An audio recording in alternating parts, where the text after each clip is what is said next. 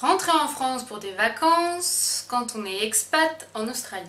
Alors oui, t'as l'excitation de rentrer, t'as l'excitation de revoir ta famille, tes amis, et quand ça fait quelques mois, voire quelques années, ouais, t'es quand même hyper content de rentrer. Hein. Mais bizarrement, va y avoir quelques petits trucs qui vont faire que tu seras bien content de rentrer en Australie. Ou du moins, sur le moment, tu seras qu'à moitié content d'être ici. Le premier truc hyper chouette quand t'es en vacances en France, c'est que tu vas attendre toute la journée que la soirée arrive parce que oui, tout le monde travaille. Parce que toi, potentiellement, t'as pris tes vacances quand c'était pas des vacances scolaires. Bah oui, parce que rentrer d'Australie c'est déjà hyper cher, alors tu fais pas trop la fine bouche sur les dates pour rentrer quand même. Hein. L'autre truc que je kiffe énormément, c'est devoir suivre de nouveau les règles de la maison, de tes parents quoi. Avec les horaires, c'est-à-dire manger à telle heure et à telle heure. Et même si toi tu dis non mais c'est pas grave, manger, moi, je mangerai plus tard. Ah bah non, non, ça ils le prennent hyper mal. Puis faut pas que tu rentres trop tard non plus, hein, parce que sinon bah t'es chez eux en fait, donc tu fais ce qu'ils veulent. Et puis bah ils ont leurs habitudes et toi t'as plus du tout les mêmes. Mais c'est quand même chouette de rentrer chez ses parents. En vacances. Un autre truc que je kiffe à mort à chaque fois que je rentre, c'est quand tes parents veulent te montrer à tout le monde, même ceux que tu connais pas. Genre moi, la prochaine fois que je rentre, ma mère, elle veut me montrer à tous ses amis que j'ai jamais rencontrés. Mais ça peut être même le nouveau maraîcher chez qui elle va pour acheter ses légumes. Hein. Et donc le truc hyper sympa aussi, c'est qu'elle commence à raconter toute ta vie au maraîcher. Et toi, t'as pas forcément envie. Alors on est d'accord que dans un sens c'est flatteur et ça fait plaisir et ça veut dire que potentiellement tes parents ont une forte estime de toi, ils sont fiers de toi, mais il y a moyen de se sentir un peu mal à l'aise quand même. L'autre truc que j'adore aussi c'est que en fait tu fais ton propre tour de France. Tu vois, t'es pas à vélo, t'es en voiture, en train, en bus, mais tu fais un vrai tour de France. Toi par exemple, j'ai un copain, il est suisse. Eh ben, à chaque fois qu'il rentre chez lui, eh ben, il a même pas le tour de la Suisse à faire en fait. Parce que déjà qu'ils ont plusieurs langues, en général, tu fais le tour d'un tiers de la Suisse. Et sachant la grosseur de la Suisse, eh ben, j'ai envie quoi en fait. Parce que, ayant énormément bougé en France, à l'étranger, que en plus certains de mes potes ont bougé, etc., t'as des gens à voir dans toute la France.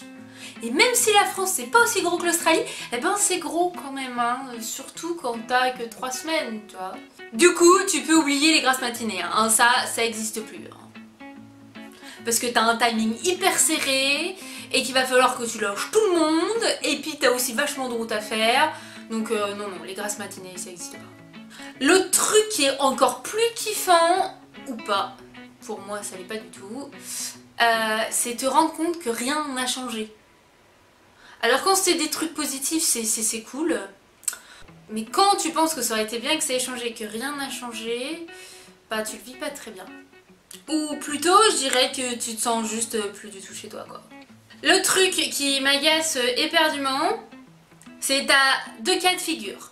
T'as celui qui considère que t'es une putain d'aventurière, que tu fais des trucs de dingue, et du coup, il te pose 36 000 questions, jusque là, c'est pas trop gênant. Mais il n'y a que toi qui parles. Parce que en fait, quand toi tu lui demandes bah, et toi? Eh ben, il te répond non, mais moi ma vie elle est pas intéressante. Alors que toi t'as qu'une envie, c'est qu'il y ait un dialogue, tu vois, que tu sois pas en train de faire un monologue toute seule. Mais t'as envie de savoir, on s'en fout que toi t'aies fait des trucs de dingue. Cette personne, tu la connais depuis hyper longtemps, t'as envie de savoir sa vie, même si pour elle. Même si c'est vrai que nos deux vies sont très différentes, ah ben, pour cette personne, sûrement qu'il kiffe des trucs entre guillemets normaux par rapport à la normalité de la vie.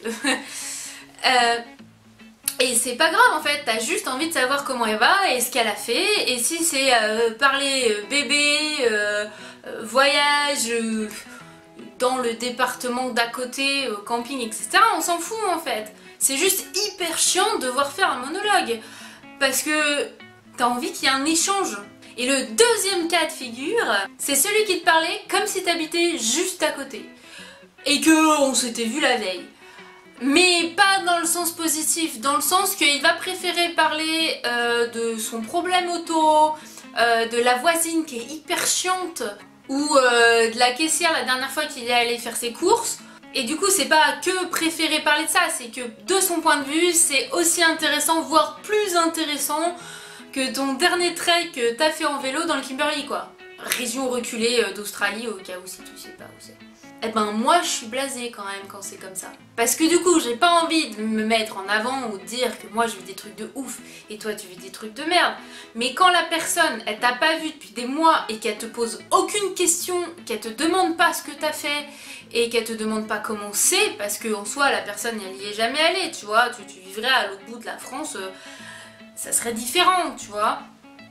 Et qu'elle considère que ta vie elle est exactement pareille que lui et que du coup parler du garagiste c'est beaucoup plus important, bah je sais pas, il y a un truc qui me froisse quoi.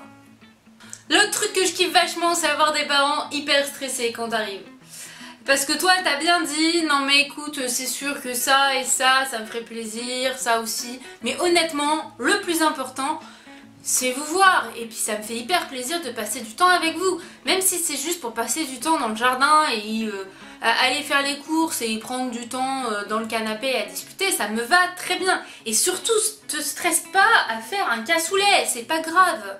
Eh ben si, ils seront quand même stressés parce que t'as eu beau leur dire ça, eh ben eux, ils ont hyper envie de te faire plaisir et puis ça leur fait aussi hyper plaisir et puis il y a énormément de choses à rattraper hein, puisqu'on s'est pas vu depuis 2 ans. Et du coup, ils sont d'un stressé, un truc de ouf.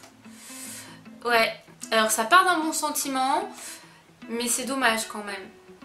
Alors ça part d'un bon sentiment, sauf quand ils t'ont fait une liste de trucs à nettoyer aussi. Hein. Alors ça, je pense que tu le ressens plus, soit avec les grands-parents, soit si t'as un papa ou une maman célibataire. Parce que du coup, bah, ils ont personne pour les aider potentiellement et tu vas arriver et c'est la bonne occasion pour faire le nettoyage de printemps ou potentiellement trier toutes tes affaires qui sont là depuis 2 ans à stagner, qu'ils en ont marre. Donc si tu pouvais trier tout le garage, hein. Ouais non mais attends, je reste que 5 jours là. Ah ouais non mais bon tu vois ça fait quand même 2 ans que c'est là tu vois. Alors ça c'est la partie encore moins sympa. Mais bon. Alors oui, il y a plein de trucs négatifs du fait d'être expat et il y a plein de frustrations qu'on peut avoir du fait d'être loin de son pays, loin de sa famille ou être dans une situation où parfois il y a des incompréhensions liées à la différence culturelle, mais c'est quand même hyper cool. Sur ce, si la vidéo t'a plu, mets un pouce bleu, ça permettra une meilleure visibilité à la vidéo et si c'est pas déjà fait, n'hésite pas à t'abonner. À la prochaine vidéo, bye bye.